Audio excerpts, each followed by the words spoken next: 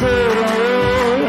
Alone all by myself, I'm not just gonna stand here and wait. I wanna just decide what is to be my fate. Alone all by myself, I'm not just gonna stay here and wait.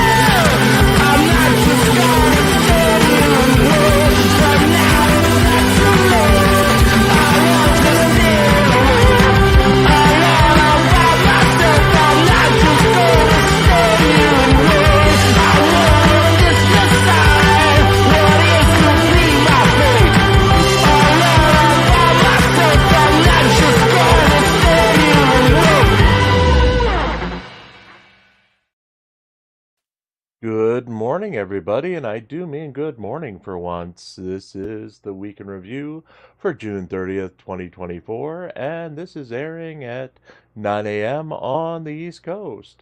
I'm probably rushing to put the finishing touches on the paper if I haven't already completed it as of yet, or I'm starting voiceovers for tomorrow's paper, or today's paper, I guess. So, yeah.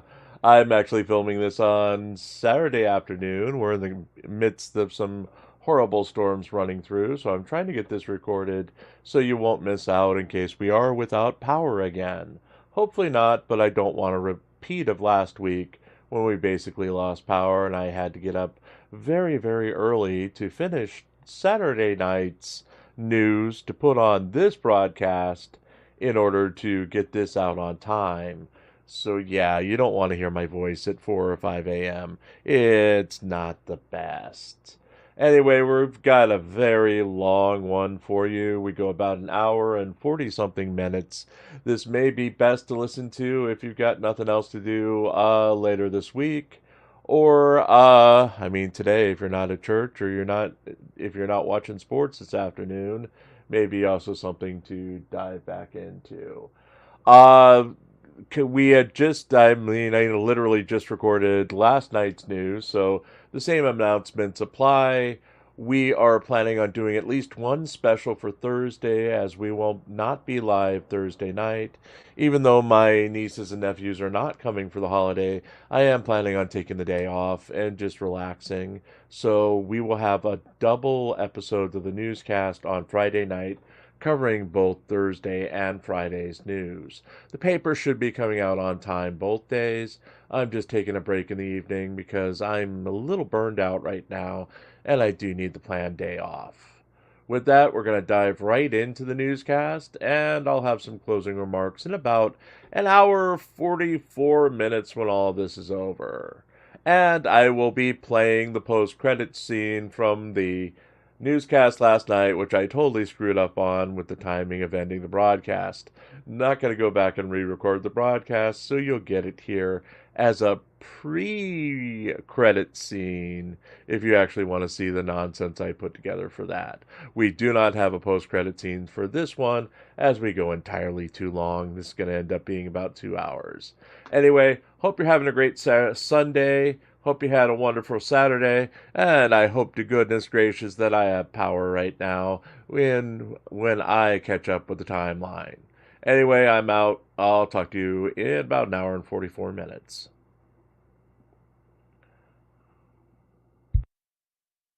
Ass Elmo takes GoFundMe Saturday. It was going so well. We were headed towards day 4 of Goose Eggs.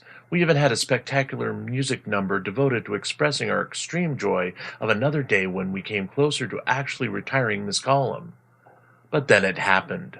A note indicating that we should expand our horizons, that we should experiment, that we should look outside of the tidy little group of campaigns and see that there was actually more life out there. 4 links were forced upon us, and somebody new won the day. Ass Elmo won the day with a $50 take because of it. Yes, Auditing America, aka Ass Elmo, won the freaking day. He was added along with our own ongoing expenses campaign, a campaign devoted just to spite Jose Chili de Castro, and, shoot, a sixth campaign for Long Island audits. We'll talk about Auditing America in a separate article, since the biggest one to cover now would be Sean Paul, Long Island Audit re-his campaign to buy himself a billboard truck. The campaign has already had a 58% completion rate and has earned $11,521 out of a goal of $20,000 and is intended to help raise funds for a box truck that is covered in electronic signs that display insults and harassing messages towards those people he doesn't like. He had previously rented the truck and placed it outside of homes of police officers that he was targeting. The truck was programmed to display anti-police messages, harassment, and insults to display 24/7 in their neighborhoods. The targeted harassment brought calls from the police, who then ticketed LIA for various reasons, and thus he then used the tickets to convince his fans to donate to the fund to purchase the truck, despite the fact that he's already purchased it. I have purchased an LED billboard truck for $165,000. I will use this truck to expose tyranny in our government. I appreciate all your support. None of this would be possible without you. So Long Island Audit had enough money on hand to pay for a $165,000 billboard truck, yet is still running a campaign for his fans to give him $20,000 to go towards gas? A vanity asshole license plate? Audit them to serve as his personal manservant? I know I got attacked last week for promoting the needs of the strays we care for by merely mentioning our Amazon registry for cat food on this broadcast. A situation where I'm not even going to touch the damn money, but I'm sending people to our Amazon to order things to send to us. I mean, I can't resell it. I'm not going to eat it. I'm going to give it to the freaking animals out there. But LIA is raising money for a truck he's already bought, and nobody cares. Finally, another criticism was thrown at us this morning by a troll during our morning Week in Review broadcast, that I am somehow criticizing the people involved in the GoFundMes for raising money from their followers. I'm not. I'm perfectly fine with people raising money for their actual needs. What I criticize is the absolute laziness or incompetence of those people running their campaigns. The build it and they will donate only works for, well, Long Island Audit and people who don't need the money. The rest of the world must earn it, $1 at a time. And that's your takeaway, as I remind you that. As always, if you'd like to keep us reporting new stories every day, we do have a GoFundMe of our own located in the scroll below. All proceeds go to keeping the lights on, eating, and writing new stories to feature here and on ReallyCoolSite.org.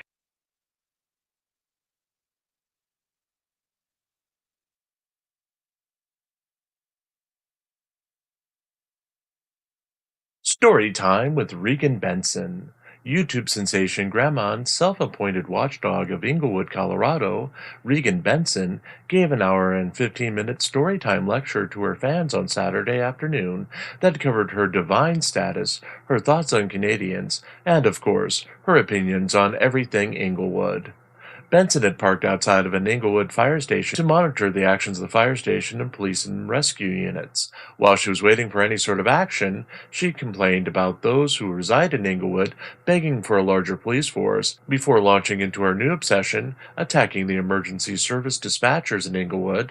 She reported that Phil, a homeless man that she was attempting to get into permanent housing, was back on the street, as she had failed to obtain enough donations to keep him in a motel for another week. She also announced that Robert, a homeless man who lost his foot to frostbite and was also in her care, was having problems with his case manager, who gave Benson attitude and would not allow Robert to have a small refrigerator in his housing unit that her fans had bought for him. Going further, she alluded to a situation where the caseworker was somehow preventing Robert from receiving his prosthetic foot. She stopped before making a direct accusation of wrongdoing, but let the accusation dangle as she moved forward. Benson is currently campaigning to have actions taken against Inglewood's emergency service dispatchers. She's upset that Frauditor Troll aired on his YouTube channel a call he made to dispatch, where a dispatcher openly talked about Benson and Benson's current court cases. Since the call, Benson has launched an all-out assault on the emergency services dispatchers, which joins her assault on the general emergency services in Inglewood and Inglewood's police force, and, of course, city planner Sean Lewis.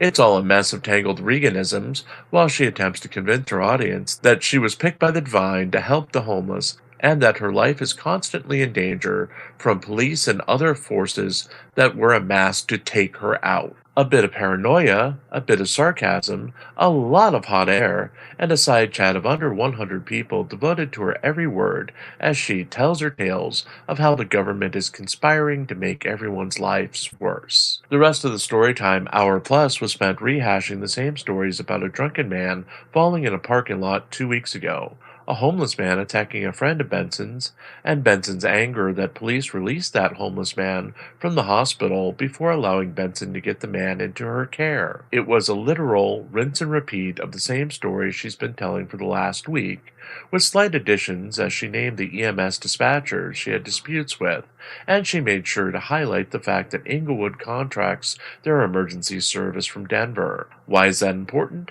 Because as a resident of Denver, her taxes somehow pay for those services, and because she pays taxes in Denver, she is thus the unofficial boss of everything in Inglewood. The next Inglewood City Council meeting is scheduled for July 1st, 2024. Benson is expected to attend.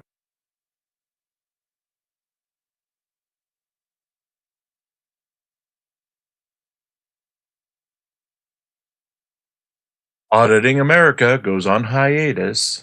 Controversial auditor Auditing America, more widely known as Ass Almo, interrupted his latest video to announce that he was taking a break from posting new videos as he clears up multiple outstanding warrants for his arrest around the United States. The newly posted video, a simple post office audit in Gainesville, Florida, was filmed on February 14, 2024, and featured a shout-out by Ass Almo to gal pal Heather Ray TV after he had a negative encounter with postal workers. He found that the post office did not have Poster 7 on display as required, and Gainesville police agreed that he had a right to film in the facility and would be able to go back in the facility and film after talking to the officers. The audit itself was his standard formula of provoking an encounter with a worker who objected to being filmed, then loudly provoking the person to extend his footage until police were called in to handle the situation. Asalmo continues to be one of the best auditors with this gimmick and timing, showing more skill in provoking to the point where police are called, unlike someone like Glenn Serio, who seems to avoid a police encounter at all costs. The standard and fairly boring audit was saved, though, by Asalmo's pre-show announcement that he was suspending posting new videos as he was going to travel the countryside to clear his name of all charges wrongly made against him. Asalmo directed his fans to his new GoFundMe campaign that was mentioned in our tracking article today and asked for their help in providing funds for his legal defense. He said he had multiple illegal arrests, and his campaign was ultimately seeking $50,000 to help with his legal bills. The YouTuber also indicated that he would consider turning himself in for more serious illegal charges in multiple states. Aselmo has always remained a controversial figure, with allegations of battery in his past and a supposed violent temper. He's worked hard to keep his anger in check while auditing previous partnerships, including a famous partnership with fake Mike Real News, have ended due to his explosiveness and arrogant behavior. His GoFundMe stands at $382 raised out of a goal of $50,000 as of press time.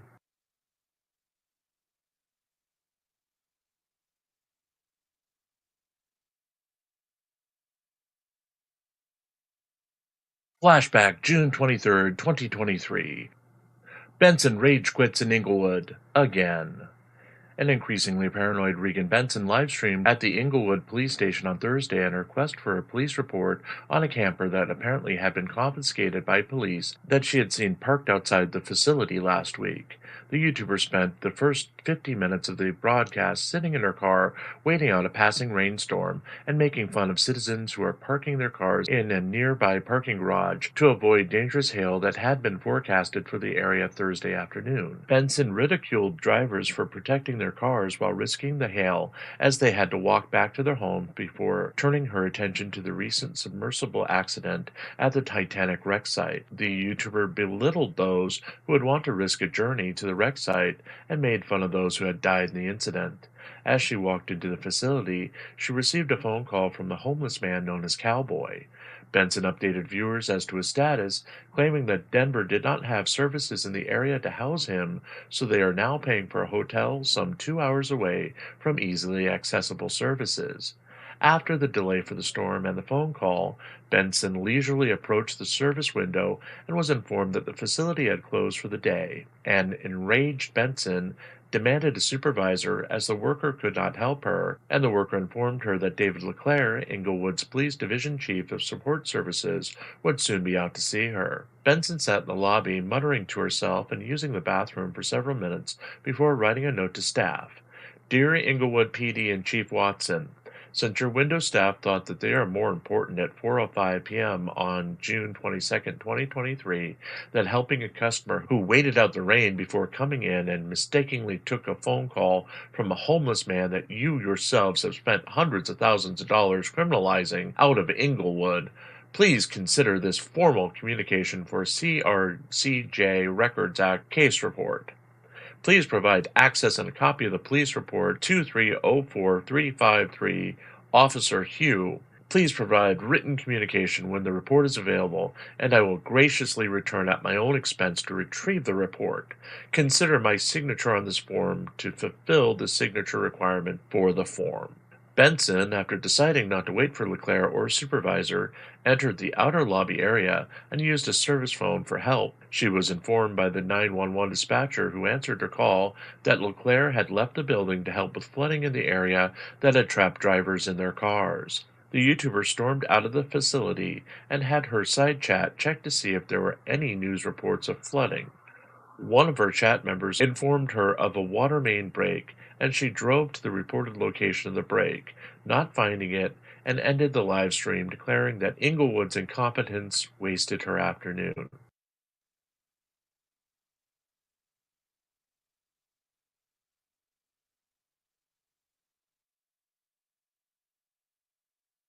Anselmo De Castro tie for GoFundMe crown. The new additions to our list of GoFundMe campaigns have again brought a victory of sorts to the YouTuber known as Auditing America, with a second straight partial victory in the GoFundMe race for Sunday. Auditing America, more popularly known as Anselmo, saw his campaign to help clear his name of legal charges take in $25 in donations to match the amount brought in by Jose Chili De Castro's Legal Aid Fund, Donation Fund, Help People Fund, and earn the win for the day. While impressive, the win for Anselmo was overshadowed by the co-win by De Castro. The win apparently was spurred by the latest in a series of mysterious live streams by attorney Michael Eline on De Castro's YouTube channel that saw paltry viewing numbers when it was live, but gained over 60,000 viewers in the hours since it ended. This continues a pattern over the past month where Eline's Sunday broadcasts have done incredible numbers in the hours following the broadcasts. Eline's most recent broadcast saw 200 live viewers during spot checks as it was live, which quickly exploded after the end of the stream. The last two Sunday streams by Eline on De Castro's channel have been in this format. However, critics point out that the weird gains have been observed in videos that do not use the format, resulting in accusations that viewers have been purchased either by De Castro's team or someone messing with De Castro. Currently, Eline's video stands at 60,388 views, 380 likes, and 113 comments. This is, again, unusually low for a video with so many likes. The video, while focusing on Caroline and the Fort Worth's encounter with police and not De Castro, only managed to bring in $25 in new donations to DeCastro's GoFundMe campaigns. Again, unusually low numbers for someone who has had 60,000 views to his channel in the last 14 hours. As always, if you'd like to keep us reporting on new stories every day, we do have a GoFundMe of our own located in the scroll below. All proceeds go to keeping the lights on, eating, to feature here and on ReallyCoolSite.org. For those looking to punish us by donating to a campaign to keep the goose eggs off the board, please consider donating to our own campaign, which is now listed with the rest of the GoFundMe campaigns. Since it is listed with the rest, donations to the campaign will go towards keeping this column going in order to continue my daily torment of being forced to write about these things so early in the morning.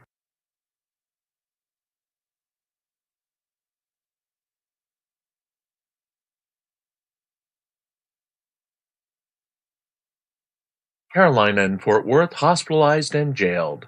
Carolina and Fort Worth Rodriguez was hospitalized and later jailed Sunday after an arrest by Fort Worth, Texas police turned violent.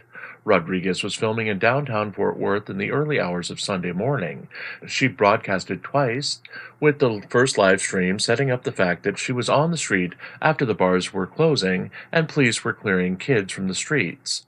The first stream was fairly standard for Rodriguez. She shared her opinions about police while giving a stream of consciousness account of her surroundings, at one point stopping to pick up a dime and commenting that finding a dime means that someone who is dead is thinking of you.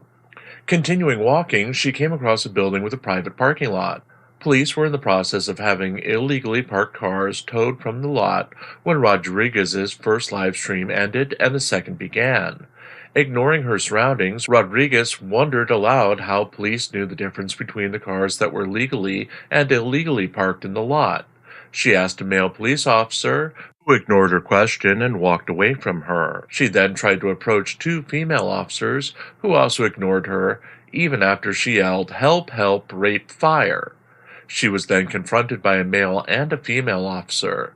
She apparently recognized the male as she called him Kruger. The male officer aggressively asked what she was doing and claimed that he had previously told her that she needed to leave the area and could record from across the street. As she has done in past arrests, she began to aggressively talk back to the officer, who immediately lost patience with her and announced she was under arrest. Rodriguez's camera went dark. The male officer screamed, "Stop resisting." A thud could be heard, followed by immediate snoring. The female officer could be heard saying, "She's bleeding," as the male officer called for an ambulance. Initially, there wasn't a lot of coverage from the community, but by noon Eastern Time on Sunday, the situation escalated with friends of Rodriguez posting videos in support of her and calling for the immediate firing of Officer Matthew Kruger. Rodriguez spent most of the day in the hospital before being transferred to the Fort Worth jail and later transferred to the Lon Evans Correctional Center. She is facing charges of false alarm or report, interference with public duties, resist arrest, search or transport, and evading arrest detention. Each of these charges are listed as having individual bond amounts of $1,000. Attorney C.J. Grisham, who claims to be representing Rodriguez, offered updates throughout the day despite not talking to his client. He asked for her fans to protest outside of the detention center and promised that he would be attempting to press charges against the officers involved in his client's arrest. Future Jim here. Rodriguez has been released from the Lon Evans facility. We have no further updates on her condition or her plans to sue police. We will have further updates tomorrow morning in the paper and on this broadcast.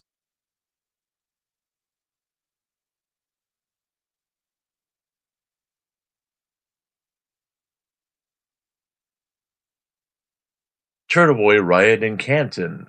Details remain sketchy as Aidan Turtleboy Kearney claimed to have planned a quiet dinner at C.F. McCarthy's in Canton, Massachusetts, that turned into a police investigation involving members of the Albert and McCabe families. The C.F. McCarthy's was across the street from D&E Pizza, owned by Christopher Albert. Colin Albert, the son of Chris Albert, and who Kearney had accused of murdering Boston police officer John O'Keefe, recognized Kearney and began screaming at him. Members of the Albert McCabe family were then summoned, Turtle Boy supporters were summoned, and at one point a woman named Jill Daniels snatched a phone out of Kearney's hand while screaming at him. Kearney claims that his pick of C.F. McCarthy's was just an innocent choice, that he and his girlfriend Meredith O'Neill were in Canton and hungry, and simply picked a restaurant that was just coincidentally across the street from a pizza shop owned by a witness in the case and witness in his own criminal witness intimidation case. Fleas broke up the near riot at some point, and Kearney over-dramatically reacted to the mob coming for him on his Turtle Boy live broadcast. Kearney has, at various times in the course of the last 2 years, reportedly been a member of Karen Reed's defense team. He has demonstrated he can produce documents that even the courts don't have, as he allegedly received them directly from Reed's defense team. Despite the falling out between Kearney and Karen Reed's team, once Kearney was charged with witness intimidation, strong ties remained between Kearney and the Karen Reed camp. His girlfriend, Meredith O'Neill, was reportedly set to sit with Reed's family at today's hearing in the Reed's murder trial before being disinvited over the incident last night in Canton. Kearney managed to get press credentials with the Commonwealth of Massachusetts and has been allowed to report on the Karen Reed murder trial from inside the courthouse, despite having current witness intimidation charges against him from nearly a third of the prosecution's witnesses. As a reporter, his main reporting during the courtroom appearances has been done via tweets. It typically features his opinion of the jury's reactions and his open insults and degrading comments towards witnesses. He has allegedly staged an incident that resulted in a protection order to block rival reporter Grant Smith Ellis from reporting on the trial from the courthouse. Kearney has become a low-level celebrity in Massachusetts due to his involvement in the Karen Reed murder trial, and with the trial itself in its last days, he is looking to pivot to reporting on his own forthcoming witness intimidation trial, which involves most of the same witnesses from the Karen Reed case. The next court hearing for these witness intimidation charges is set for July 11th, 2024.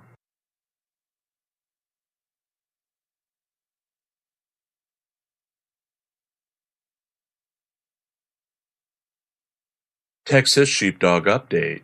YouTuber and attorney C.J. Grisham provided a recent update to the case of Jack Texas Sheepdog Miller, who is facing child pornography charges in Kirby, Texas. Grisham's involvement in the Carolina and Fort Worth Rodriguez case brought to life a live stream he did earlier in the month, updating Miller's status as he fights the charges. Miller was arrested earlier this year on trespassing charges in an unrelated matter. Police seized what Grisham says is what they thought to be all of Miller's electronics, and a search of those devices resulted in finding the material that saw Miller then arrested on child pornography charges. The YouTuber apparently made bail as Grisham was at his house on the day of the live stream when police arrived again, this time to rebook Miller as his charges had been upgraded and he needed to be rebooked as his bonds had all increased by $500. Grisham lashed out at Miller's fellow First Amendment auditors for not supporting their friend and considering him guilty of the charges before he received due process. He called the auditors hypocrites, as they claimed to stand up for the Constitution, but were unwilling to support someone who is accused of horrible charges, but has yet to be found guilty of those charges. Strangely, Miller also lashed out at child pornography cases, claiming that he had vowed when he became an attorney that he would never take a case involving it. He said that he only took Miller's case as Miller was clearly innocent of all the charges. Addressing those charges, Grisham claimed that the charges themselves were set up by the police. He further claimed that Miller had been secretly recording the chief of police, who was behind the charges, and implied that Miller had incriminating evidence that would exonerate him in the case. Grisham promised that Miller would be exonerated, and that at least one police officer involved in the arrest would be facing his or her own charges and would be going to federal prison based on their activity in the alleged framing of his client.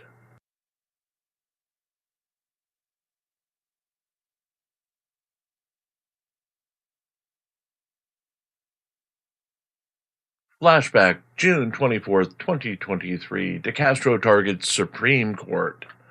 Jose Chile de Castro's Friday night live stream failed to address recent filings by the defense in the Las Vegas-based federal civil rights lawsuit, or supporter Jason Dollahide almost assured defeat in his own federal civil rights lawsuit, but instead focused on the evils of the Supreme Court. In the nearly 1 hour-long disjointed presentation, DeCastro argued against having people serving in government put into roles where they served for life and attacked the Supreme Court for upholding positions that limited freedom of Americans.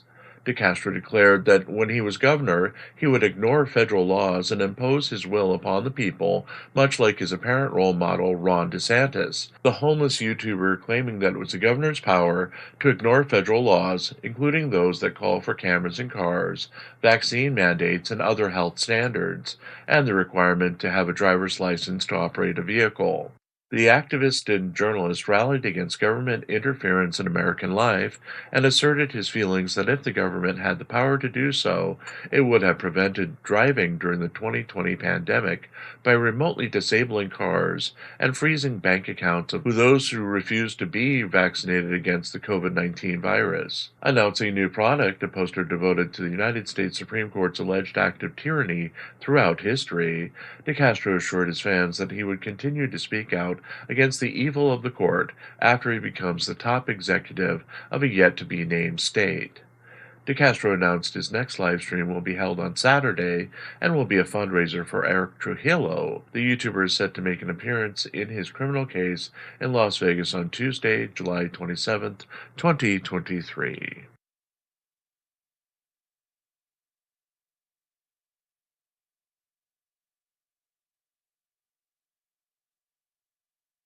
Goose eggs again, despite additions. For the first time in the so-called new era, you've proven that you like me. You really like me. Yet, you hate me enough to include me in the goose eggs. You really hate me as well. We had goose eggs again, glorious goose eggs, which would have been great back in the day. I mean, a day without a donation going to an auditor was said to be a good day. But, things changed when I was convinced to put my own GoFundMe into the mix. Okay, my own GoFundMe was really never a focus. Donations to the channel come through nice folks making PayPal donations through either direct donations or using Stream Elements.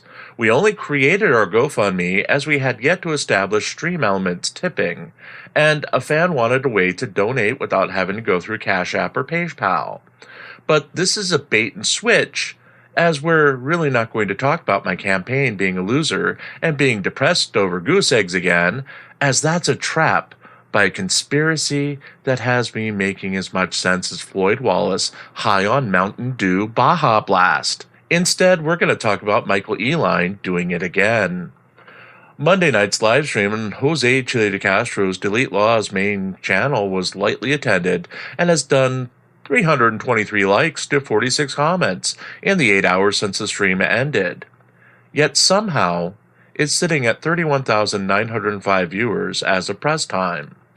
Not as impressive as his Sunday numbers, which somehow reached over 61,000 viewers in the same amount of time, but still, if it's simply due to the vertical format streaming and the artificial gains in the algorithm that YouTube brings to videos in that format, then sign us the hell up. While accusations of buying subs have dogged Eline and DeCastro for a time now, examining Eline's channel seems to back up the theory that Eline is benefiting from the algorithm gains from vertical streaming. Live streams featuring a standard widescreen format on Eline's channel seem to top out at 600 viewers, while those in the vertical format do between 1,500 and 10,000 viewers. Again, the increase in viewership does not increase the average likes or comments, but as it stands, it does seem to reflect a huge advantage vertical formatted streams have on YouTube. They have also not resulted in any new gains to DeCastro's GoFundMe campaigns, as he, like everybody else, saw goose eggs for Monday. As always, if you'd like to keep us reporting news stories every day, we do have that GoFundMe of our own located in the scroll below. If it's at goose eggs for more than 7, or if the campaigns are at goose eggs for more than 7 days, I get to end this column. If one of them, any one of them, including our own, doesn't get a goose egg, then I have to keep writing for another week. Yes, you can punish me if you want to, or you can donate and be nice. but the option, as always, is yours.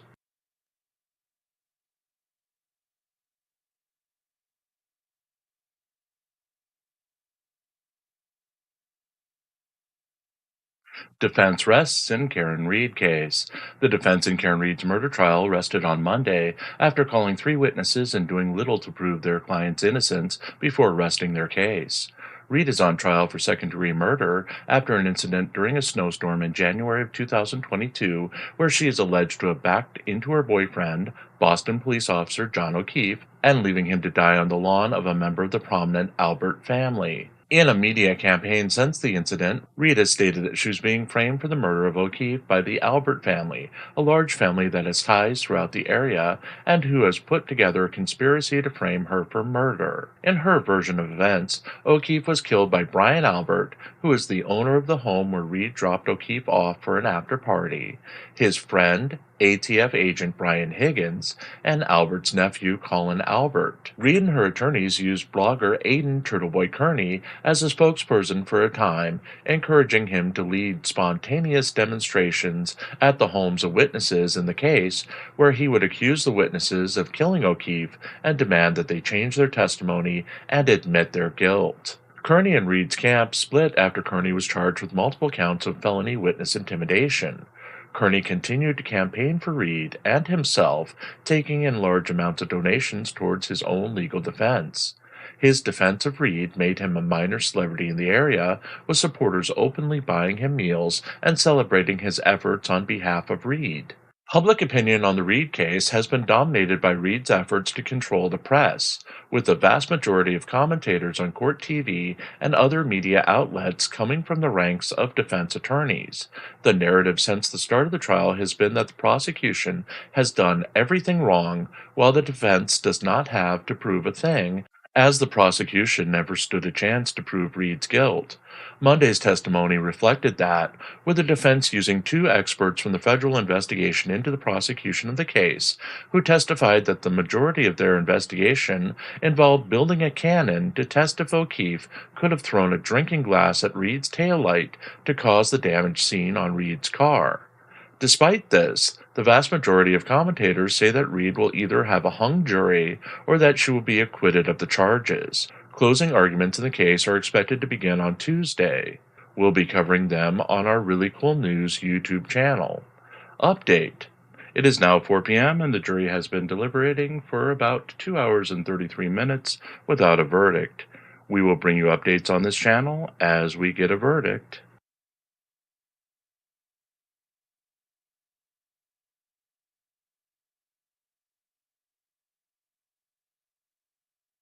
Carolina in Fort Worth released from jail.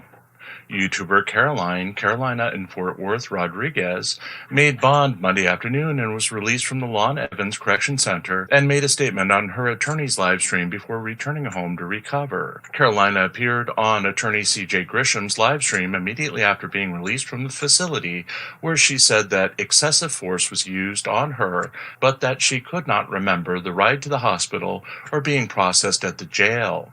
Wearing a sling and showing contusions to her right eye, nose, and lip, she said that she had stitches in her right eye and her elbow and shoulder were wrenched from their sockets.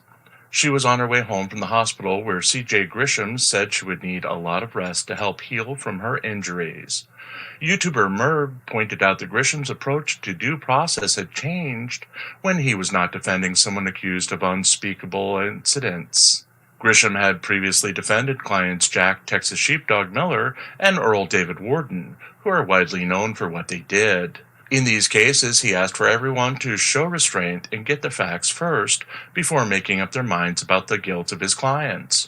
Grisham was still in full attack mode on Monday, labeling Matthew Kruger, the officer involved in the incident, as Freddy Krueger and portraying him as a bad cop that needed to be removed from the streets. Even before talking to Caroline's doctors or herself, Grisham announced that he felt that from the snoring he heard during the incident, that she had experienced traumatic brain injuries. He then listed a number of criminal and civil actions he would immediately undertake against Officer Kruger and the police force of Fort Worth and the city of Fort Worth, Texas itself. In interviews with news outlets on Monday, he continued to portray Kruger as a dirty cop, someone who needed to be taken off the force for our own protection, and who was absolutely guilty beyond a reasonable doubt without trial or conviction or evidence to prove otherwise. Caroline's camera did not capture video of what happened, just audio. No body cam footage has been released so far, though several news outlets and prominent individuals in the 1A auditing community on both sides have claimed that they will attempt to obtain the footage. The only statements by Rodriguez as to what happened to her have been limited to excessive force.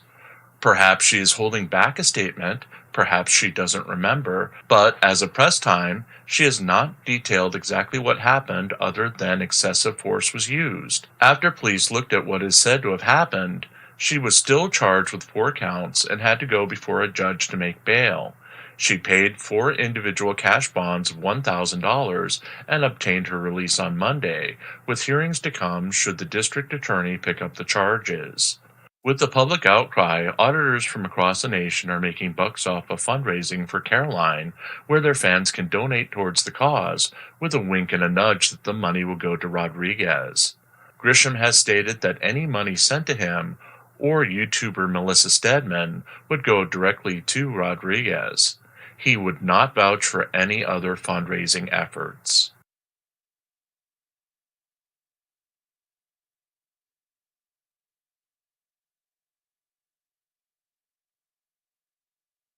Floyd Wallace buys a car.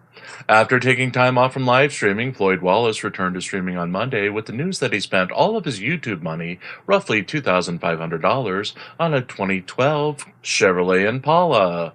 Wallace immediately went into a fundraising campaign to raise $150 on the stream as he claimed that he spent all his money on the car, which has over 230,000 miles and was involved in some sort of accident before being repaired by a dealership. The YouTuber promised that if he raised the money during his stream, that he would cold approach American women and would go to a club later Monday evening. He also promised his fans that they could pick which girls he would attempt to pick up, what lines he would use, but also specified that his fans could not make him attempt to pick up a transgender woman. Wallace demanded a donation of $10 from his fans before he would even let them see the interior of his car. When he eventually did, he showed them what he claimed to be bloodstains on the front and back seats and a broken seatbelt holder. He also was troubled by the fact that the car needed some time to restart after being shut off, as it wouldn't immediately restart. The potential reality TV star later admitted that he bought the car without a test drive and he did not document the problems with the car before paying for it. He later chastised himself for not negotiating with the dealer for a price decrease before agreeing to terms on the car. During the live stream, Wallace's fans began to debate in a side chat if Wallace was just frugal or unintelligent in his choice of cars. The extensive debate ended without a clear winner.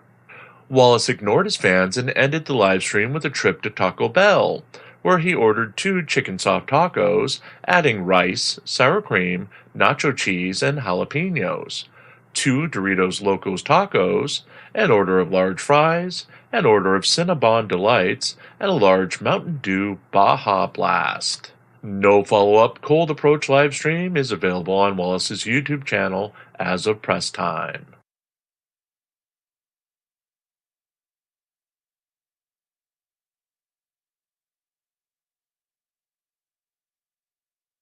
Flashback June 25th, 2023. DeCastro public facade exposed.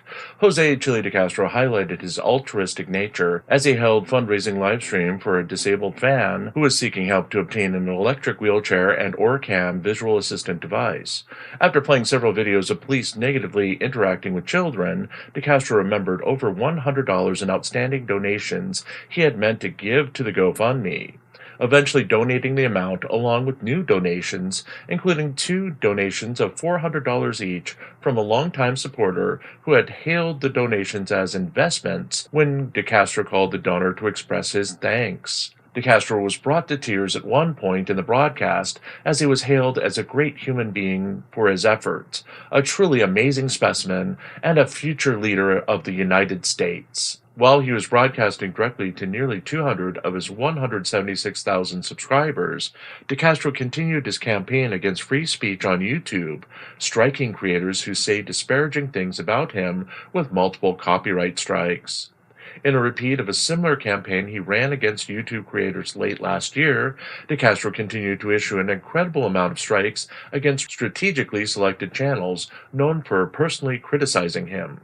DeCastro also continued to ignore the requirement that he needed to actually sue the subject of his copyright strikes within the home state or country where they're based. For the Wales-based WNN, for example, fulfilling the requirement would see DeCastro filing a lawsuit in the United Kingdom, which he is unlikely to accomplish within the limited time left to act on his claim. While the channels that he has acted against will eventually return, DeCastro has shown that he will not learn from his past defeat and will continue to fight against the First Amendment protections in private, while displaying a face of goodness and being a champion for his own First Amendment rights in public.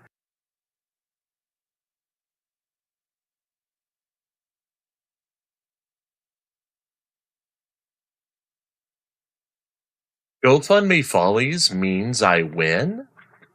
You like me. You really like me. Aw, crap, you like me too much and I won the day. I can't win.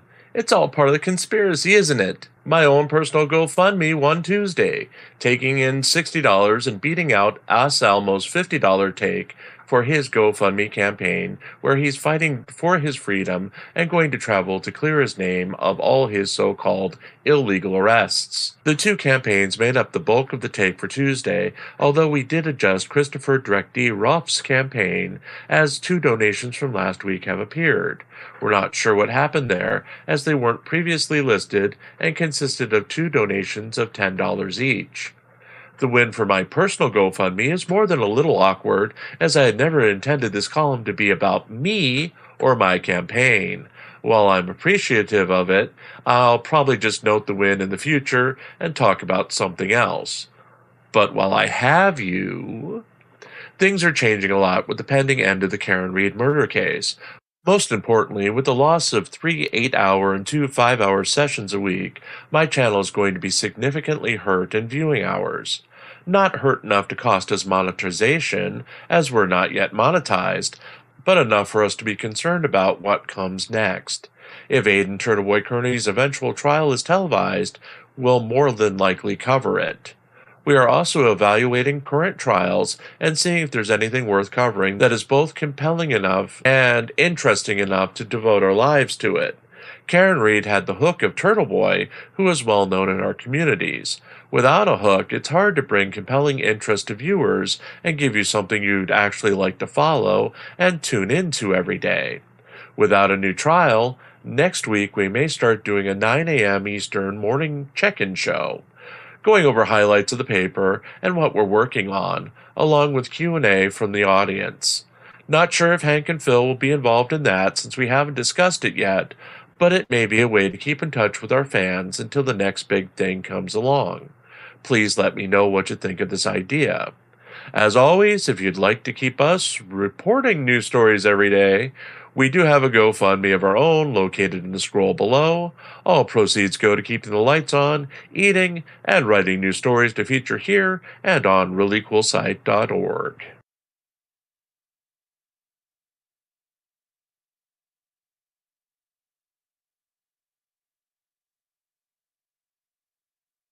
Karen Read juror dismissed. Closing statements in the Karen Read murder trial were delayed for a little over an hour on Tuesday as a juror was questioned and ultimately dismissed before the start of the proceedings.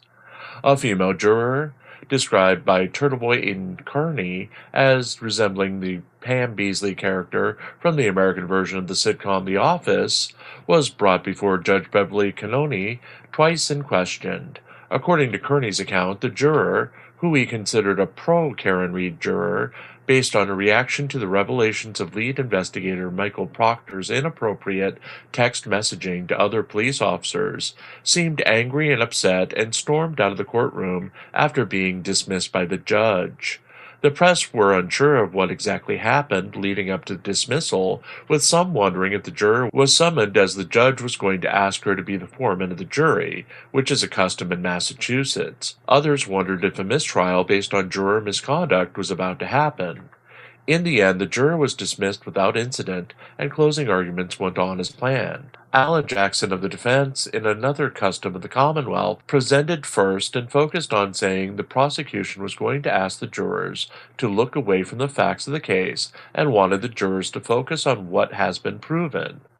As he wanted them to focus, he introduced multiple distractions, including an allegation that ATF agent Brian Higgins and friend Brian Albert murdered victim John O'Keefe and had placed him on the front lawn of Albert's home in a rushed attempt to frame Karen Reed for the murder.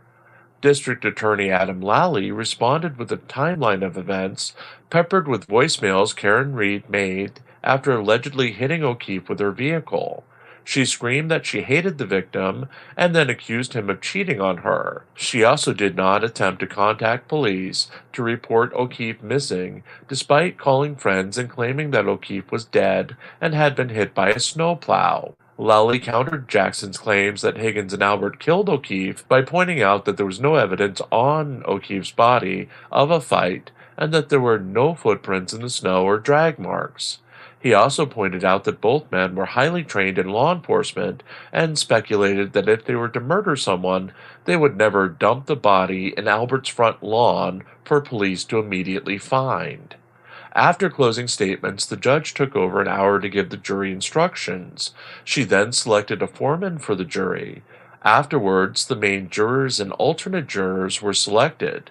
Turtleboy Kearney expressed outrage that the other juror, who was considered to be a, quote, pro-Karen Reed juror, was selected as an alternate and would not be taking part in the deliberations. Kearney had previously pledged to poison the jury pool. He has texted what he claims to be jurors' reactions to various evidence presented in the case, using their juror numbers, but no other descriptions except that they were male or female. The jury ended the first day of deliberations at 4:30 p.m. with no verdict.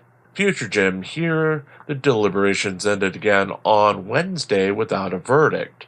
The jury went home early as one of the jurors had an existing appointment that he or she had to make.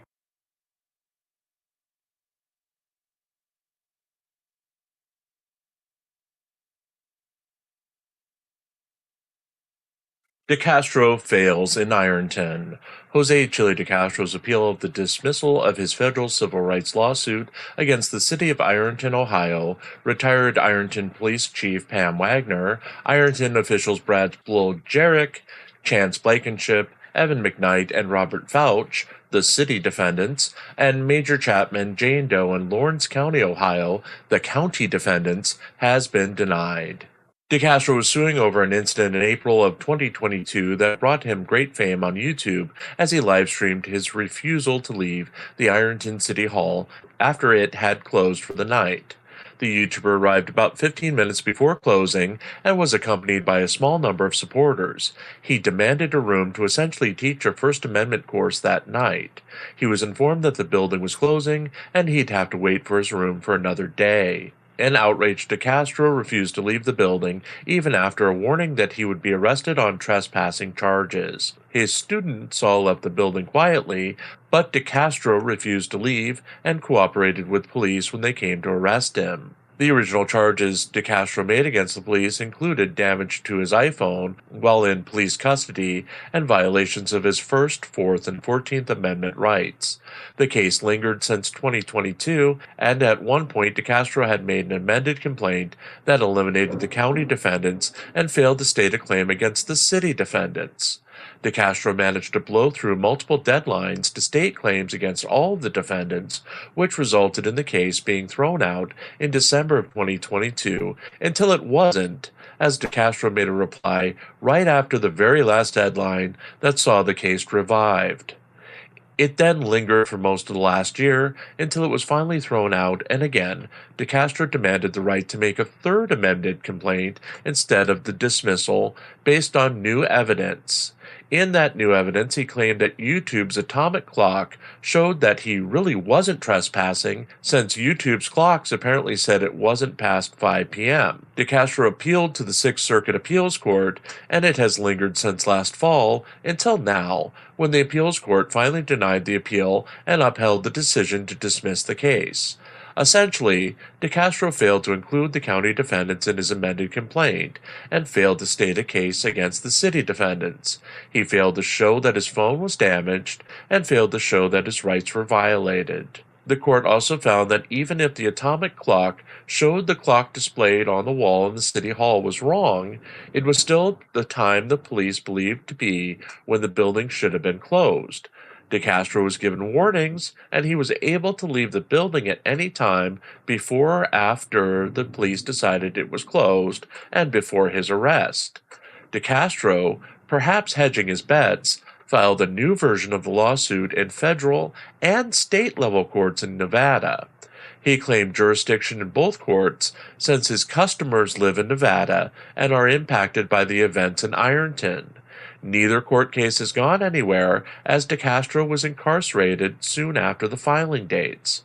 Also, before he was incarcerated, DeCastro had began putting out a series of videos on one of his alternate channels featuring his highly fictionalized account of the events in Ironton that led to the lawsuit. It is unclear if DeCastro can appeal this verdict.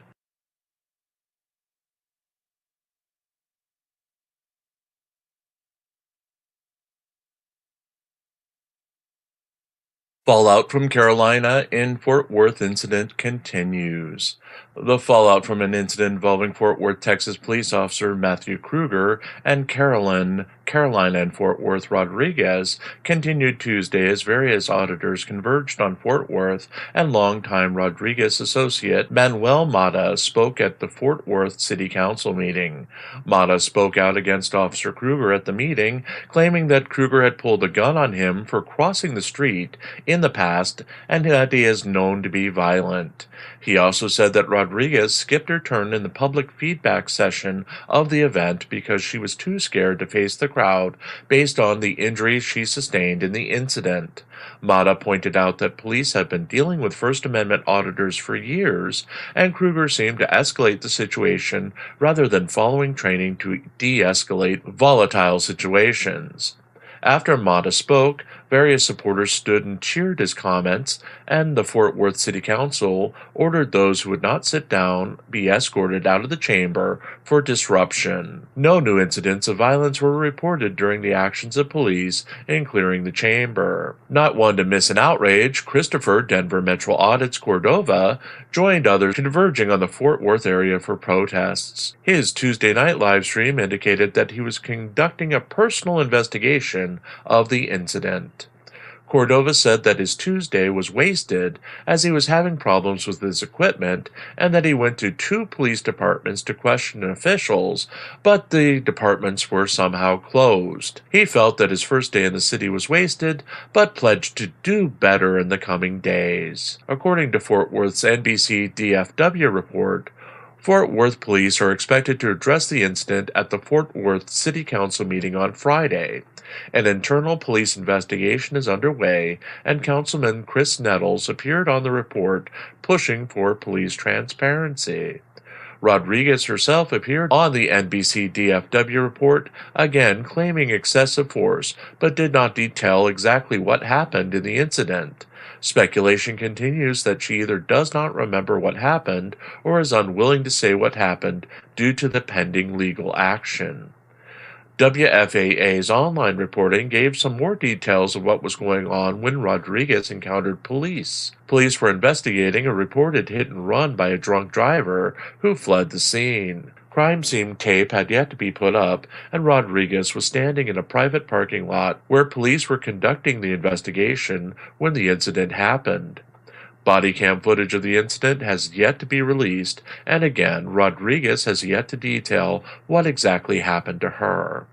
A lawsuit is expected, and WFAA reported that Rodriguez just earned a $6,000 settlement from another incident involving police.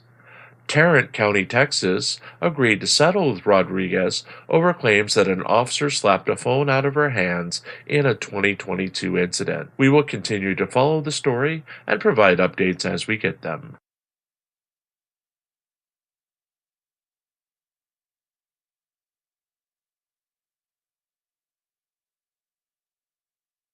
Flashback, June 26, 2023, DMA roasted by fellow auditors.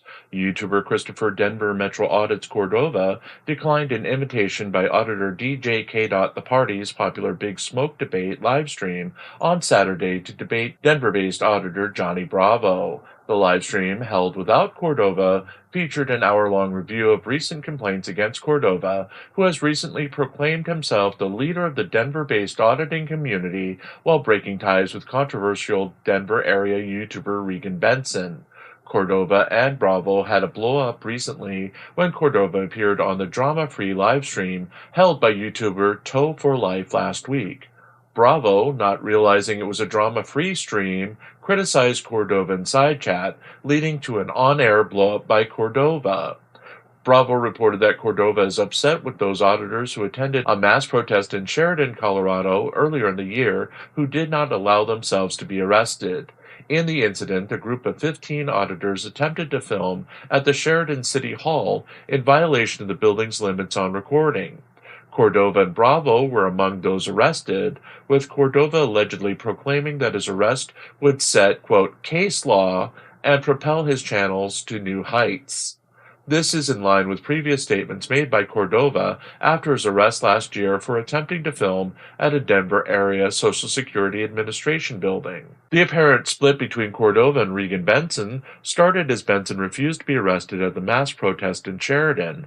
Then later, when Benson was not arrested, when Cordova and girlfriend Teresa Sweet Tea Neal were arrested for outstanding warrants before a Sheridan City Council meeting. Bravo claimed that he and Cordova shared the same court dates for the Sheridan mass audit incident, and Cordova was enraged when Bravo decided to take a plea deal. Under the deal, Bravo did 15 hours of community service and ultimately will have his conviction expunged from his record.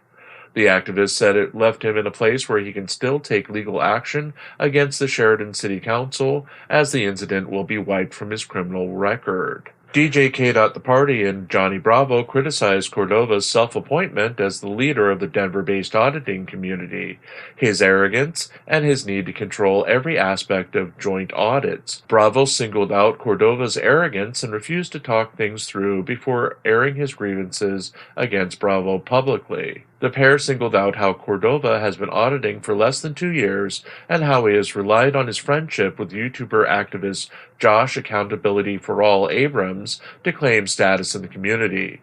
Cordova was recently found guilty of obstruction in the 15-auditor incident and received 20 hours of community service. It is unknown how this will impact his other ongoing court cases.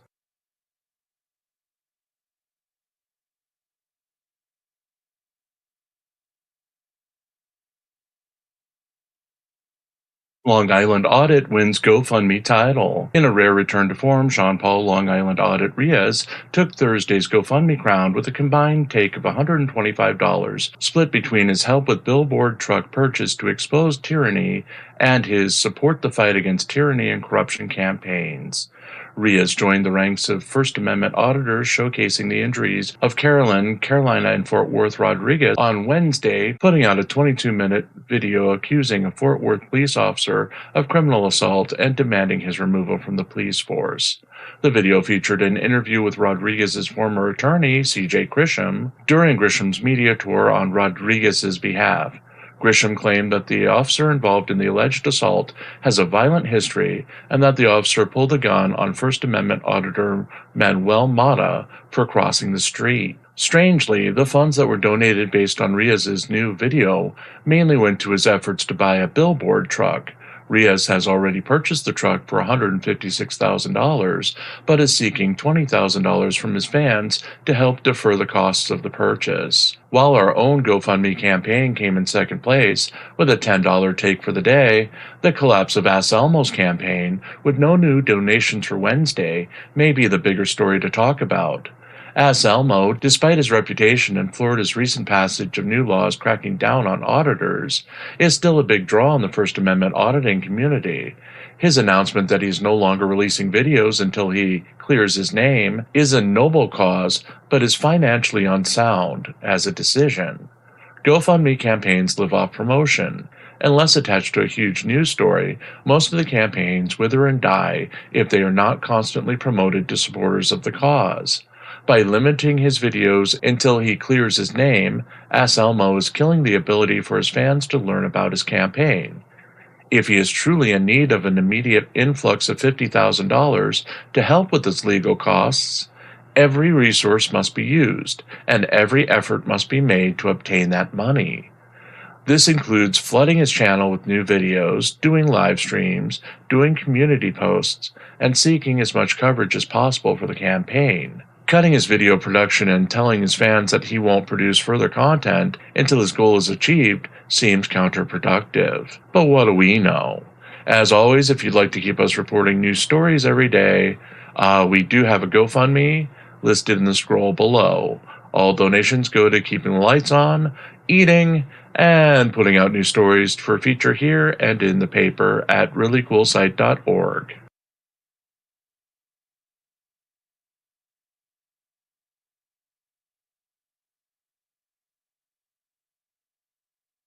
Wednesday's jury deliberations in the Karen Reed murder trial ended early as a juror had a pre-existing appointment that required the juror to leave by 4 p.m. Eastern, resulting in jurors going home half an hour early. The day started with Judge Beverly Canone granting the request by the jury to leave early due to the existing appointment. She explained that the juror had notified her of the conflict well in advance, and they had planned to have a shortened day to allow the juror to catch a bus to the appointment.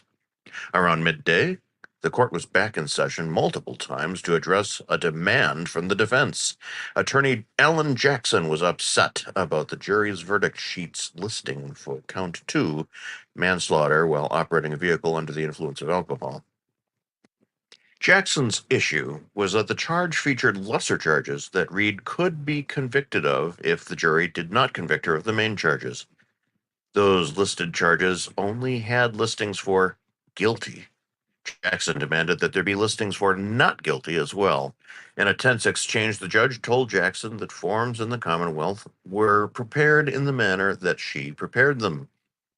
Jackson told the judge that it may be the case, but it was incorrect and would give him reason to appeal should his client be found guilty of those lesser charges. After the exchange, Judge Canone scolded Karen Reed for smirking and laughing, asking her if she found something funny.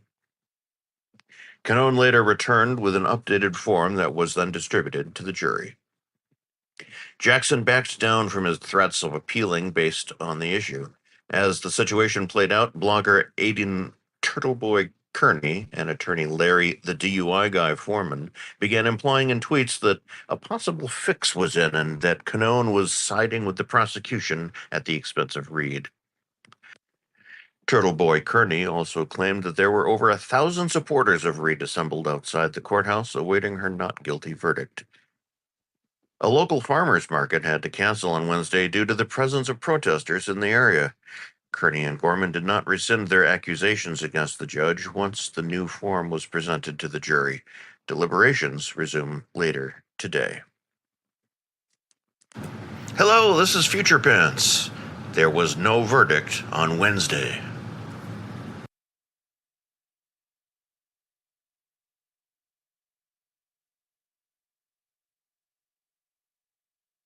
DeWitt trial begins.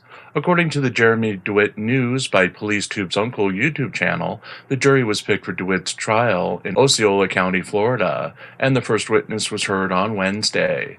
The trial centers around allegations that DeWitt did not continue to register actions in his life as he is required to do as a registered offender.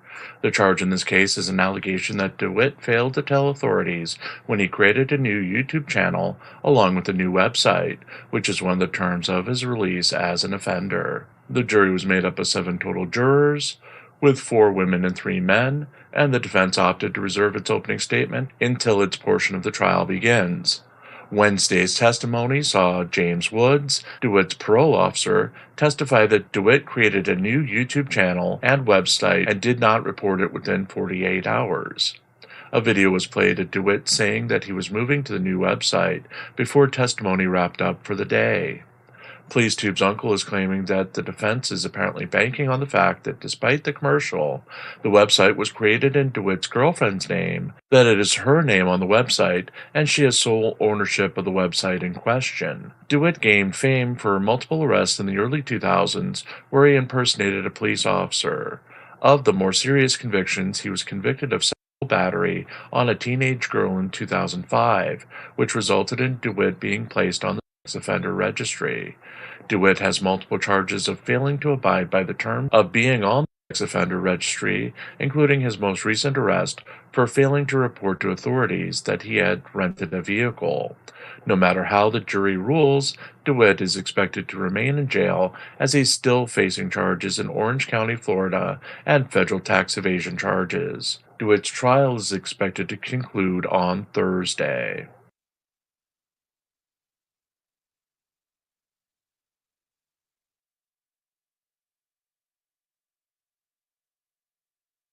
DeCastro reviews own response in appeals case. Jose Chile DeCastro released his daily statement from jail, this time with an extensive review of his response to the state's response to his appellant opening brief. DeCastro fawned over the brief, citing the incredible work of attorney Christopher Oram. The YouTuber claimed the work was entirely Oram's, despite accusations that DeCastro simply provided Oram with a document to turn into the court.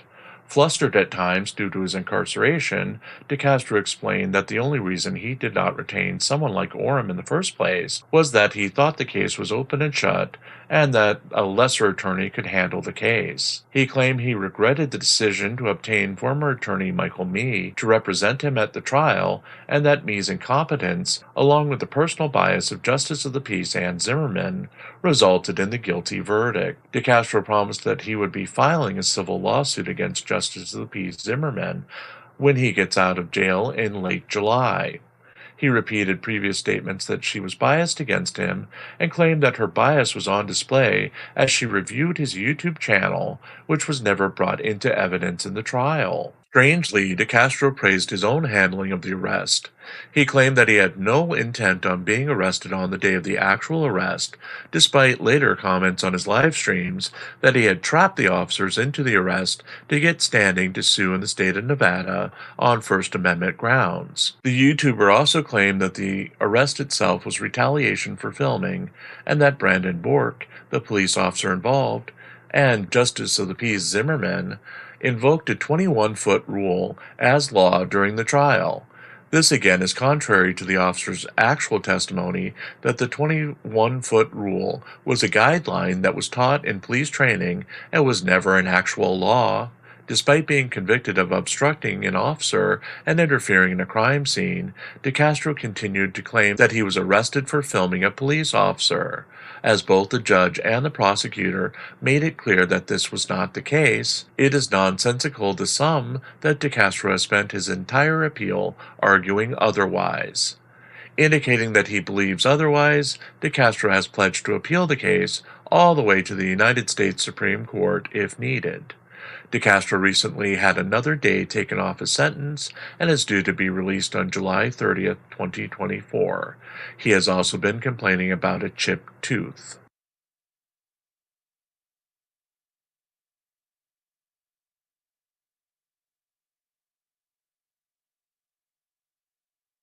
Carolina and Fort Worth body cam footage released. YouTuber and attorney CJ Grisham released on Wednesday both security camera footage and body cam footage from an incident involving Carolina and Fort Worth Rodriguez and Fort Worth, Texas police officer Matthew Kruger. The 2 minutes of footage, unfortunately, leaves more questions than answers in what went on between the two. Rodriguez was live streaming from downtown Fort Worth on early Sunday morning. She stumbled into an investigation by police of a DUI hit and run in a private parking lot. As there was no crime scene tape-up, Rodriguez assumed that the police were towing illegally parked cars from the parking lot. She is heard wondering aloud how the police knew which vehicles were illegally parked and asked a male officer that question, who ignored her. She then walked into the parking lot and tried to ask the question of two female police officers, who again ignored her, even after she screamed for help and that she was being raped and that there was a fire. On the footage, and correcting our previous coverage, Officer Matthew Kruger pulled up in his squad car and confronted Rodriguez by himself. The two female officers then turned their attention to Rodriguez. Kruger told Rodriguez that she was in a crime scene and that she could film from across the street. This was not picked up in her footage of the event. She protested, and Kruger announced that she was under arrest and went to handcuff her. From the security camera footage, it appeared as if Rodriguez attempted to avoid the grasp of the officer and may have thrown an elbow at the officer before he attempted to take her to the ground. Switching to Kruger's body cam footage, there is some question as to what happened. The same events played out, but up close, it looked like Rodriguez dropped forward and the officer lost his grip on her at the same time. She then fell to the concrete, where she sustained numerous injuries to her face. Since the incident, Rodriguez's story has gone viral within the First Amendment auditing community. Numerous auditors are both fundraising off the story and converging on Fort Worth area to investigate what happened on Sunday morning. C.J. Grisham, who had been serving as Rodriguez's attorney, also released a statement that he has been replaced as her attorney by another firm. He stated that he would turn over all funds that he had raised on her behalf, minus attorney's fees.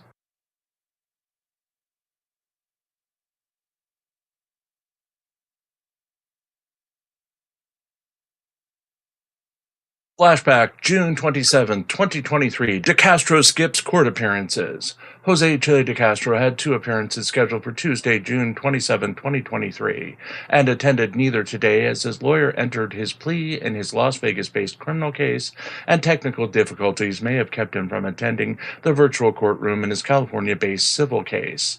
De Castro was not expected to attend his criminal case today, as it was a status update to his arraignment from June 13. His lawyer announced that De Castro had rejected the state of Nevada's plea offer and entered a not guilty plea on De Castro's behalf. The judge in the criminal case ordered De Castro to appear in person for his bench trial to be held on September 12, 2023. Today's hearing in De Castro's civil lawsuit against Blue Bacon, Kate Peter, Daniel Clement, and Team Skeptic. De Castro failed to attend the status hearing conference, and it was rescheduled for June 29, 2023. Bacon claimed the judge indicated that a lot of people were having technical difficulties getting into the remote room for the virtual hearings that day, but that De Castro had not reported any difficulties to the court clerk. Judge H.J. Ford III reminded Bacon that he recommended that both men hire attorneys, and seemed pleased when Bacon stated that he was in the process of doing so. The judge also reminded Bacon that while his anti-SLAPP motion was denied, Bacon could respond to his motion and try again before July 27, 2023. Bacon did ask for an extension to that deadline, as he'll be attending his mandatory United States National Guard service for the first 2 weeks of July. The judge asked Bacon to file his delay and indicated that if De Castro did not show up to the next hearing, he may just approve the delay if it was on file. The rescheduled status hearing is set for June 29, 2023.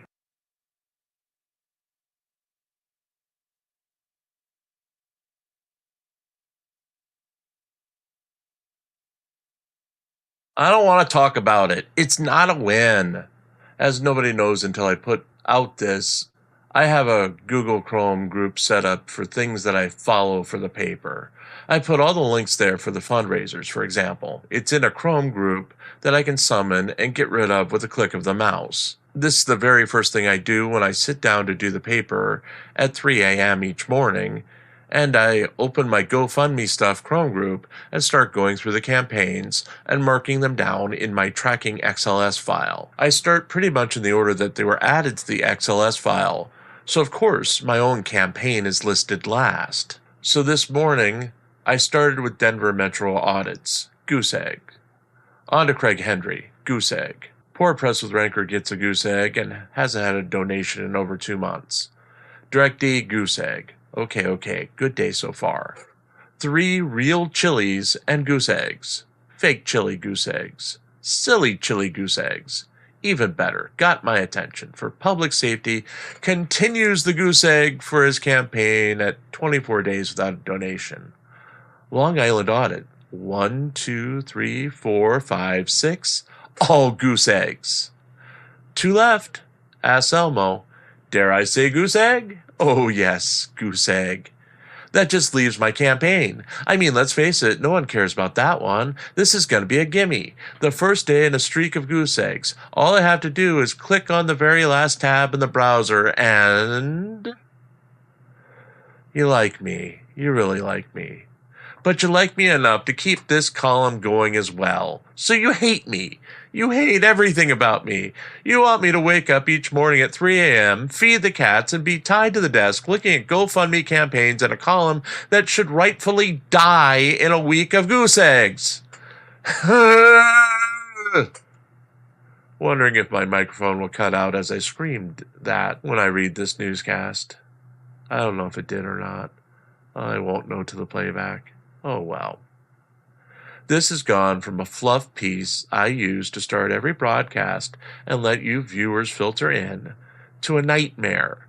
A nightmare of being tied to the desk and forever counting goose eggs. It's not fair. It's not funny. It's endless torture that turns me into Daffy Duck crossed with Elmer Fudd. Gives someone in Atlanta quiet time, alone with his mother's Hoover, cackling with great delight to the fact that I'm in pain yet again. But it also means I'm touched. I'm touched by the fact that someone would hate me so much that they'd throw a couple bucks at me so I can continue to feed the animals, eat, and keep the lights on at the paper every day. For that I have to say thank you. Thank you to the wonderful readers who want to punish me. Everything is advertising. So if you'd like to become one of the wonderful readers who like to torture me and keep me writing this wretched column every morning, we do have a GoFundMe of our own located in the scroll below. All proceeds go to keeping the lights on, eating, and writing new stories to feature here and on ReallyCoolSite.org.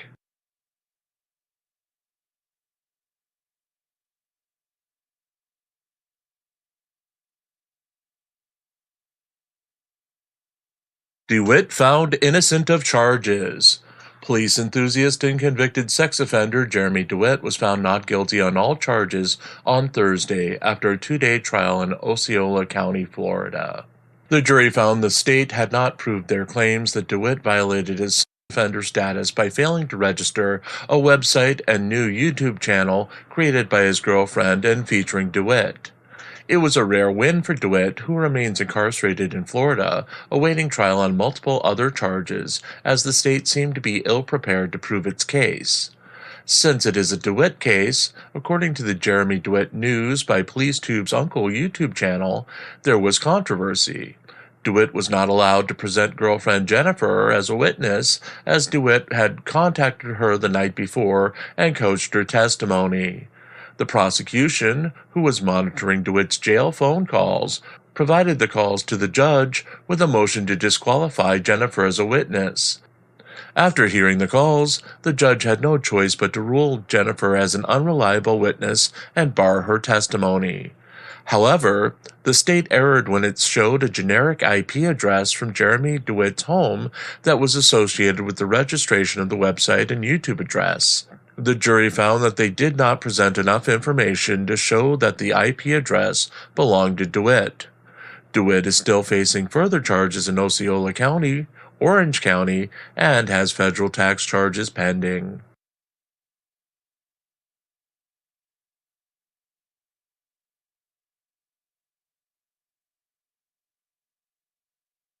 DeCastro warned in Ohio in Nevada case. Jose Chile DeCastro was warned by the clerk of the United States District Court of the District of Nevada on Thursday that he has until July 27, 2024 to serve the defendants in his Nevada-based lawsuit against defendants from Ironton, Ohio. DeCastro filed this lawsuit in March of this year in federal court as a functional duplicate of the court case he had lost in Ohio last year, but was still appealing at the time of the filing. DeCastro's appeal in that case was denied this week, and the lawsuit was finally dismissed. The Ohio case was dismissed with prejudice, meaning that he shouldn't be able to make another case on those charges. However, he appealed, and the appeal lingered long enough to keep the case on life support, long enough to have him file it again in Nevada, claiming he now lived there, so he has standing. Normally, the two cases would be merged. Federal courts don't like it when you bring multiple copies of the same case in two different districts, so the normal process would be to merge the two cases and go forward with the newly merged case. Except he just lost the Ohio appeal, and the Ohio ruling stated that he lost with prejudice, and this is where the brain should start to hurt. DeCastro now has until July 27th to do the basic thing, serve everyone he is accused in the case. Once they are served and accept that they are part of the case, they can apparently file for a dismissal, since they literally just won the previous version of the case with prejudice, so it should never bother them again. But wait, there's more. Not only did DeCastro file a copy of the federal case in Nevada, but he also double-dipped in Nevada, filing essentially the same case in state-level court. That case is also just sitting. DeCastro paid the filing fees, and he generated the summons he was going to serve all the defendants with, but he went to jail before he could serve anyone, and thus it sits. Don't count on the courts to realize he's just double and triple dipping. They've shown time after time that they don't care and won't do anything without a motion from the defense. The smart bet is that DeCastro will get the minor win that the Ironton defendants will have to hire lawyers in Nevada and fight for at least a year to have both cases thrown out, if he ever gets past stage 1 and serves the defendants.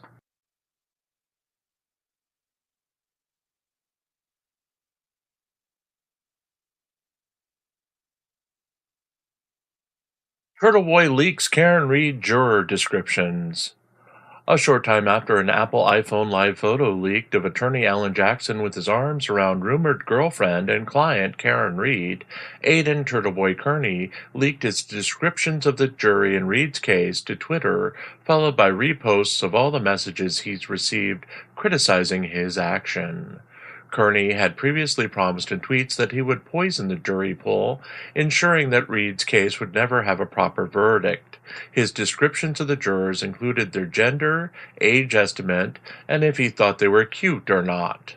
It is not certain if his basic descriptions will have any impact at all on the actual court case, but it has provided distraction as the Jackson-Reed photos have begun to circulate.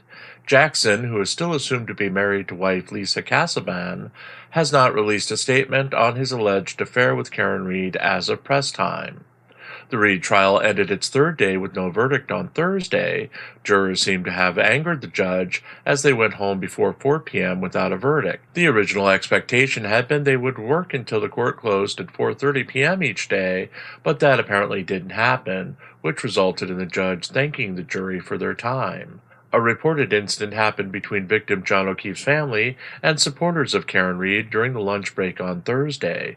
Multiple unconfirmed reports had the family accosted by Karen Reed supporters as the family assembled at the local VFW. Local police were allegedly called by the Karen Reed supporters when they were not allowed into the building.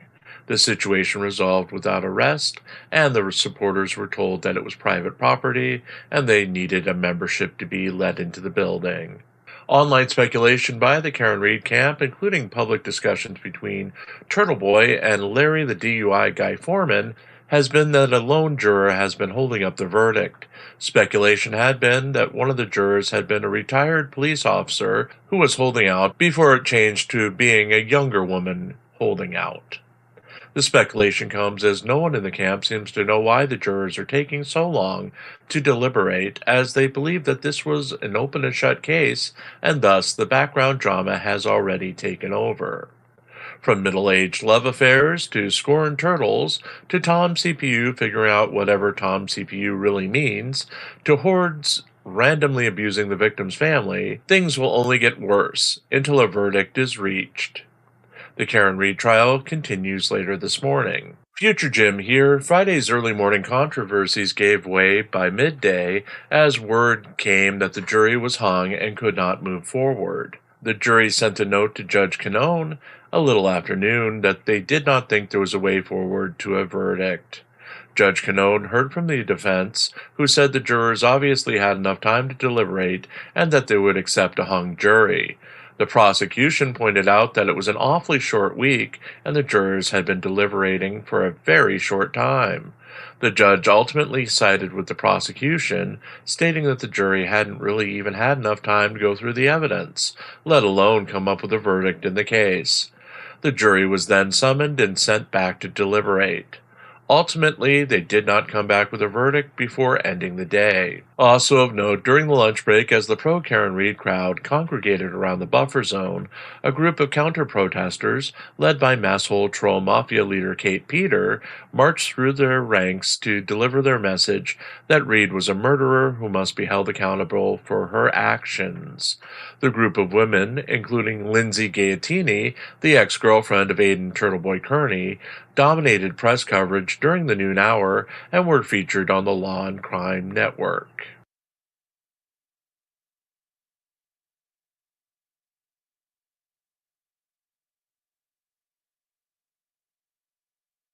DeCastro wins Friday GoFundMe crown. Jose Chile DeCastro took the GoFundMe crown for Friday with a single donation of $100 that came through on his legal aid fund donation fund Help People Fund before another unusual broadcast by Michael Eline on DeCastro's channel. It was the normal story on Friday, the same one that we've seen play out on most Sunday nights. Eline did a forgettable live stream on DeCastro's channel about a subject no one seems to care about, but Eline presented it in YouTube's new vertical format, and his lawyer reaction to cops so bad police refused to disclose his record saw only a couple of hundred people actually attend. It has 254 likes and 24 whole comments in the 11 hours since it ended, to 52,447 views as of press time. Over 2,000 of them were added since we started checking early on Saturday morning. As stated, it seems to be the artificial addition of viewers from YouTube's attempt to promote vertical streaming.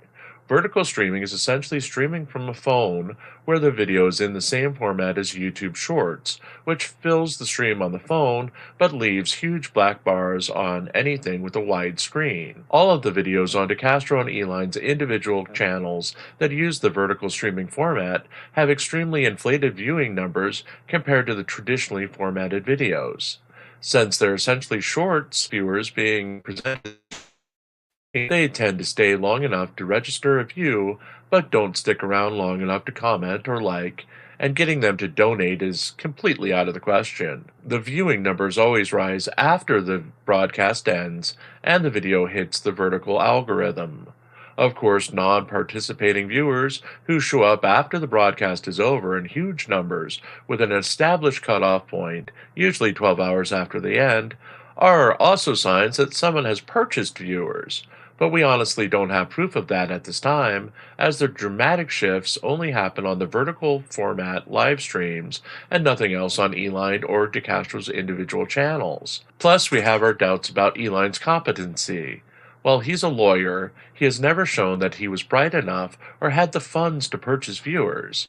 He has, however, shown that when someone points out a trend to him that will bring in monster numbers by just streaming in the vertical format, he'll use that to get those monster numbers. That said, as noted, the viewers they brought in for the format didn't stick around and didn't donate. DeCastro's win for the day came from a $100 donation that was made before the broadcast to a fund that was not promoted on the live stream. It gave the YouTuber a rare win and a much-needed boost to his recent streak of losses for the 3 observed official GoFundMe campaigns he runs. If you'd like to become another of the wonderful readers who like to torture me and keep me writing this wretched column every morning, we do have a GoFundMe of our own located in the stream below. All proceeds go to keeping the lights on, eating, and writing new stories to feature here and on ReallyCoolSite.org.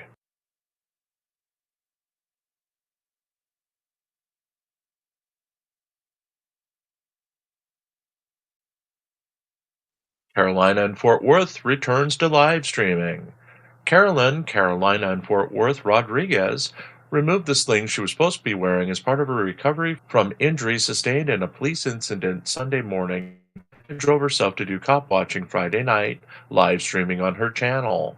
Rodriguez live streamed from Fort Worth Friday night with the Fort Worth police SUV visible in her rear window during the stream. She kept pointing to the SUV and reminding her viewers that a police officer was inside the vehicle, but wasn't clear as if she had any interaction with the officer or the vehicle. She explained that she would be appearing on Leroy the Truth and Christopher Denver Metro Audits Cordova's channels in a simulcast on Saturday afternoon to go over her story and her pending legal maneuvering against the city of Fort Worth. The YouTuber claimed that Cordova and Leroy the Truth were brilliant legal minds and would explain everything better than she could. They would go through all of the ways that Fort Worth officer Matthew Kruger violated her rights during the incident that caused her injuries and what legal options she has in suing him and demanding that he be removed from the force. Addressing the C.J. Grisham controversy, where she dismissed Grisham after he acted as a spokesperson for her during the time she was incarcerated. She claimed it was a mix-up between Grisham and her husband. Grisham is representing her in another matter and assumed that he would represent her in this case. Her husband, however, went ahead and hired a family friend who does civil law while she was in the hospital without informing her or Grisham. She explained Grisham is the best for criminal cases, but she had to dismiss him since her husband hired the other attorney, then went into a lengthy promo about Grisham's services and his abilities. Updating her injuries, Rodriguez has apparently taken off the sling that she was required to wear while her shoulder and elbow were healing from injuries sustained in Sunday's incident. She apparently is driving one-armed in violation of her doctor's instructions as she returned to live streaming. She thanked her fans as she finished the live stream and promised that she would be having discussions with Cordova and Leroy the Truth to come up with a strategy to capitalize on her injuries and attempt to transform some people that back the blue into seeing the truth about police corruption.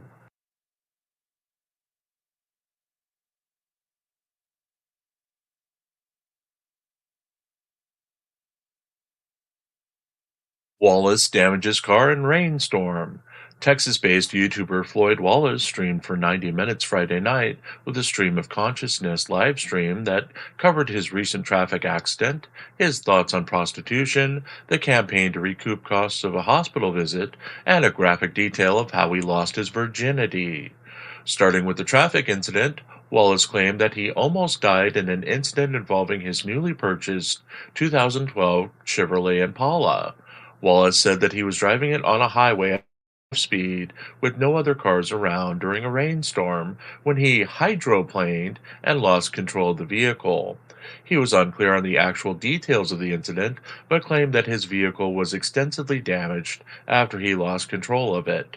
The primary damage he listed was the passenger side headlight that he described as falling off the vehicle. Wallace said he would soon be taking the car for an inspection that would cost $98, with no estimate of how much it would cost to get the car back in running shape. He pondered using duct tape to reattach the headlight before switching subjects. The YouTuber then stated that he was horny and complained bitterly that he only had sex with 2 American women since returning from his extended sex tour of South America. He again complained that American women would have nothing to do with him, unlike women in other countries, and even fat women turned his advances down.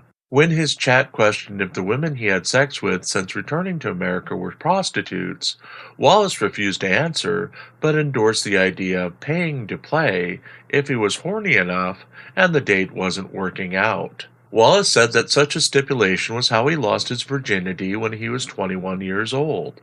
He had been told that it would happen eventually, and he got frustrated with waiting. He eventually offered a 30-year-old woman $120 for sex and described it as an awful experience that lasted 10 minutes, as the woman refused to actively participate in the act and Wallace was apparently left to figure out what to do on his own. He was then asked by a person via Super Chat to impregnate the person's wife. He refused as it was morally wrong to have intercourse with a married woman, even if their husband was into it. Despite repeated Super Chats begging him to do so, Wallace declined the offer. Wallace was unsuccessful in raising the remaining $30 he needed for a hospital bill from the Dominican Republic last month. Wallace had spent the entire live streaming fundraising for the goal, but was unsuccessful in meeting his goals at the end of the stream. The YouTuber said he expects to return to Colombia for his next sex tour in September or October of this year.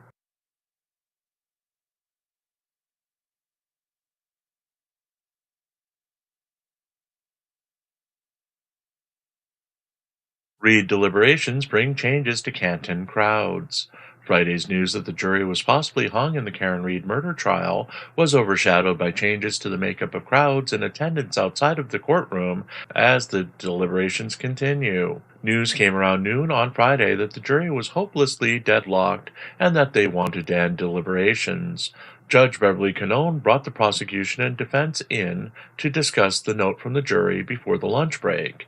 The defense team argued that the jury had enough time, roughly 18 hours, to determine that they could not come to a conclusion and asked for the case to be declared a hung jury. The prosecution argued that there was not enough time to even review the evidence, let alone have time to end the deadlock. Judge Canone heard both sides, then sided with the prosecution, stating that the jury had only been deliberating for 3 days, most of which were shortened for various reasons. She seemed to agree that there simply wasn't enough time to review the evidence or deliver a verdict, so she brought the jurors in and instructed them to continue their deliberations after lunch. The jury deliberated until 4:15 p.m. without a verdict. Overshadowing the jury was the changes in those present outside of the courthouse each day. Crowds had gathered primarily in support of Reid, led by Reid's current social media team. Former head of social media for Reid, Aidan Turtleboy Kearney, who lost his position after being indicted for multiple charges of felony witness intimidation, claimed that at least 1,000 people had gathered each day during the deliberations. The makeup of the crowd of newcomers and changes to Reid's security team has troubled longtime supporters. YouTuber Tom CPU, who has been supporting both Reid and Kearney during their ongoing legal battles, often being the only fan on scene for their preliminary court hearings, has expressed his frustration with the mob scene during the deliberations. Tom CPU had previously claimed to be a security person for Reid and took his role seriously, stating multiple times that he was there to protect her. At midweek, he attempted to live stream as he walked into the buffer zone around the building with her security team, only to be stopped by a state trooper who told him that he could not enter as he was not a registered member of that security team. The YouTuber had an extreme reaction to the trooper's command and was offended that he had to stand with the rest of the press in an area outside of the courthouse. The insult stung Tom CPU, as he had previously been a personal guest of the Reid family and was allowed to sit with them for one day of the hearings in the trial. Tom CPU's father died later the same day, and our condolences go out to him and his family during this time. Also new on Friday was the presence of counter-protesters. Turtleboy nemesis Kate Peter and Turtleboy's ex-girlfriend Lindsay Gaetini led a group of counter-protesters through the crowd of Karen Reid supporters during the lunch break. The group was heavily featured in interviews by press during the lunch break, as it was the first sign of active counter-protesters carrying signs and chanting at the gathering. While their presence did not disrupt the tailgating experience for those assembled to support Reid, it showed that there were indeed those who thought Reid were guilty of her charges. Turtleboy Kearney would later release a statement that the vast majority of the protesters used to either work for him or were part of the Free Karen Reid movement at one point. He implied that they were there more to protest against him than in support of their belief that Reid was guilty. Deliberations in the case resume on Monday.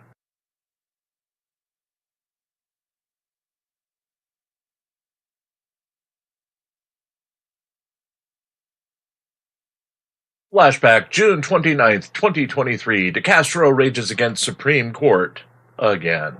After taking a 24-hour break due to exhaustion, Jose Chili DeCastro returned to live streaming Wednesday night with a new discussion of the Supreme Court and the case of James King, who was mistakenly beaten and arrested by members of an FBI task force after being mistaken for a suspect in another case. King sued 2 members of the task force, with his lawsuit ending up at the Supreme Court. The Supreme Court unanimously ruled that a lower court was correct in its dismissal of part of King's lawsuit when it found that the officers involved were entitled to qualified immunity and that King failed to allege any viable tort claims. King is asking the Supreme Court to reconsider its decision. DeCastro launched into his standard attacks on the Supreme Court, calling to amend the Constitution to change the role of a Supreme Court justice from one that is appointed for life to one that is elected and serves 10-year terms. Changing focus, the homeless YouTuber bragged to his 200 live viewers out of his 183,000 subscribers that his channel is getting 50,000 new subscribers per month as his message was resonating with more and more people every day. He recalled nightmares he had for years after he took a diversion program and admitted guilt for arrest for GHB distribution in the early 2000s, and said that even when you are found innocent, the police can prosecute you at any time for charges that you may have thought were dropped. DeCastro is due later in California Superior Court for a status update hearing in his civil lawsuit against Kate Peter, Daniel Clement, Blue Bacon, and Team Skeptic.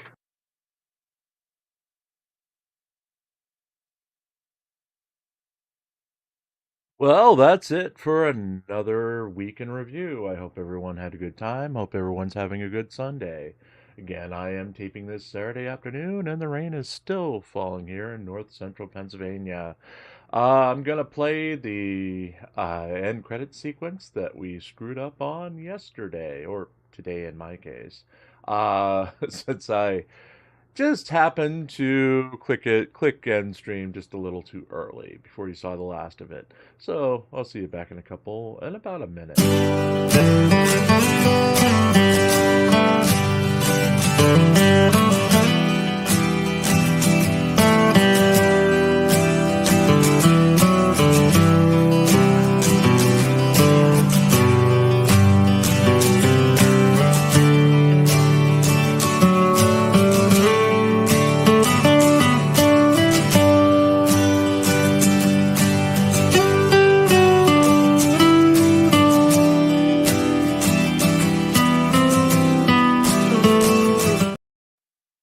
And there you have it. That's what you were supposed to see. I think it cut off that wimp at the end yesterday.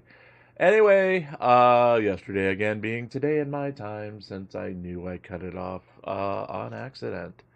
Anyway, this is going to air, and you should know what time it aired as you're watching it now, and it's in my future. But it will air again on Thursdays. Again, I'm taking the day off on Thursday, so there will be no newscast Thursday night, and we'll be doing at least this and another bit of special programming for those who need something to do on Thursday. It'll air, I'm not sure what time this is going to air, but I'll have that in advance and we'll stick it up. Anyway, thank you again for sticking with us through the week. We're at the almost hour and 50-minute mark. You guys are fantastic for being here. If you'd like to donate, please go ahead and click the donation links. You've got a ton of them there. And again, thank you. Have a good day. And we will see you for the 6 p.m. broadcast. In your time, not mine, since that one's also previously recorded due to the storms coming through on Saturday. Anyway, I'm mixing myself up, so let's go to the credits and get out of here. Take care, everyone.